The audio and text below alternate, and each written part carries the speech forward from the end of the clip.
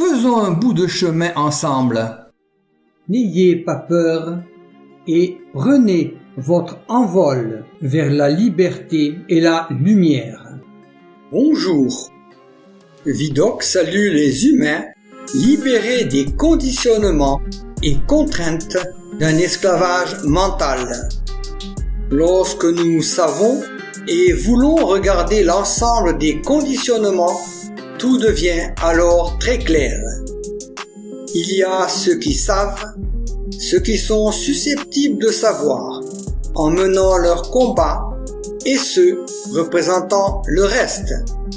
Car, à l'heure de l'information, l'ignorance est un choix. Aussi, l'être humain ne bouge pas tant que rien ne l'y oblige. Ceci précisé, passons à l'introduction habituelle. Ami, entends-tu le vol noir des corbeaux sur nos plaines? Ami, entends-tu les cris sourds du pays qu'on enchaîne? De l'obéissance aveugle à la haine de l'autre.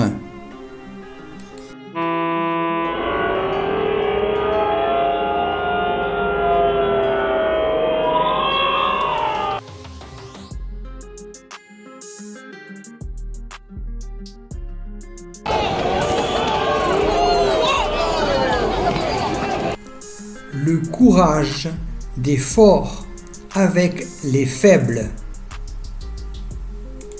C'est vraiment une très vieille histoire.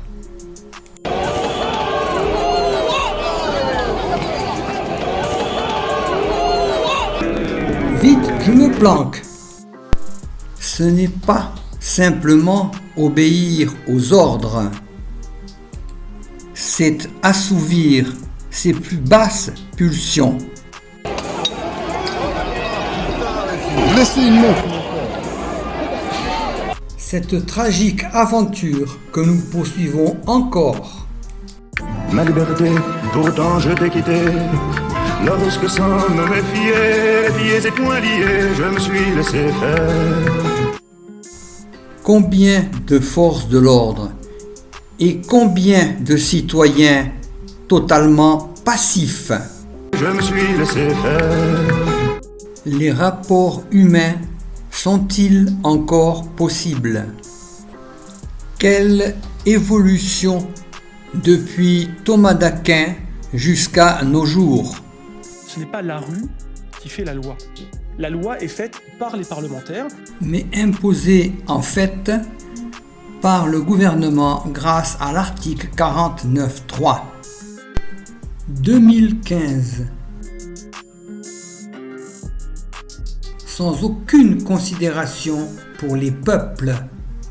The conflict now in Ukraine. We have other foreign policy interests. So, the primordial interest of the United States, over which for a century we have fought wars, the First, Second Cold War, has been the relationship between Germany and Russia. Because united they are the only force that could threaten us, and to make sure that that doesn't happen.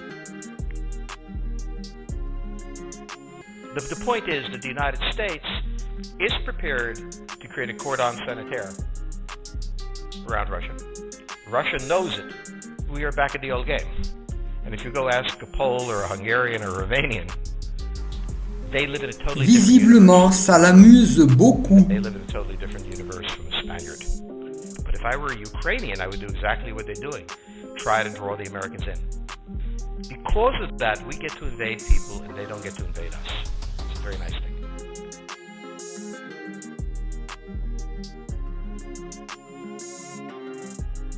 Foundation of our power. The policy that I would recommend is the one that Ronald Reagan adopted toward Iran and Iraq. He funded both sides, so they would fight each other and not fight us. So we don't have the ability to go across, but we do have the ability to first support various contending powers so they concentrate in themselves with political support. some economic support, military support, advisors. The answer, therefore, is the United States cannot constantly be intervening throughout Eurasia. But I think you're absolutely right. We cannot, as an empire, do that. Britain didn't occupy India. It took various Indian states and turned them against each other and provided some British officers for an Indian army. It is actually admitting that we have an empire. So we haven't even gotten to that point where we don't think we can kind of go home and it'll be over and done. And so we're not even ready for chapter 3 of the book. The question on the table for the Russians is, will they retain a buffer zone that's at least neutral? Or will the West penetrate so far in Ukraine that they're 70 miles away from Stalingrad and 300 miles away from Moscow? For Russia, the status of Ukraine is an existential threat. And the Russians cannot let go. For the United States, in the event that Russia holds onto the Ukraine, where will it stop? The Black Sea to the Baltic that Pilsudski dreamt of. This is the solution for the United States. The issue to which we don't have the answer is, what will Germany do? So the real wild card in Europe is that as the United States builds this cordon sanitaire, not in Ukraine, but to the west, and the Russians try to figure out how to leverage the Ukrainians out, we don't know the German position. They must export. The Russians can't take up the export. On the other hand, if they lose the free trade zone, they need to build something different. For the United States, the primordial fear is Russian capital, Russian technology, German technology and German capital, Russian natural resources, Russian manpower, as the only combination that has for centuries scared the hell out of the United States. So how does this play out? Well, the U.S. has already put its cards on the table. It is the line from the Baltics to the Black Sea.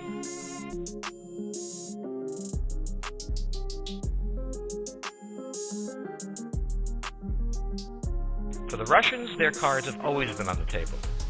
They must have at least a neutral Ukraine, not a pro-Western Ukraine. Belarus is another question. Now, whoever can tell me what the Germans are going to do is going to tell me about the next 20 years of history. Ever since 1871, this has been the German question. The question of Europe. Aurions-nous là une réponse pour l'explosion du Nord Stream? Et terminons avec Slobodan Despot. Le serreur de bottes de M. Biden, qui se trouve à Berlin, est allé, la semaine dernière, il est allé voir M. Biden. Alors, ils se sont très bien entendus, et ils se sont d'autant mieux entendus qu'ils ont évité de faire une conférence de presse commune pour éviter que, mon Dieu, un journaliste mal poli commence à leur parler, par exemple, de Nord Stream, ce sabotage qui porte directement atteinte, qui est un acte de guerre et qui porte directement atteinte à un allié des États-Unis, c'est-à-dire à l'Allemagne et par extension à toute l'Europe. Merci de rappeler que l'info n'est pas sur les réseaux sociaux. Pour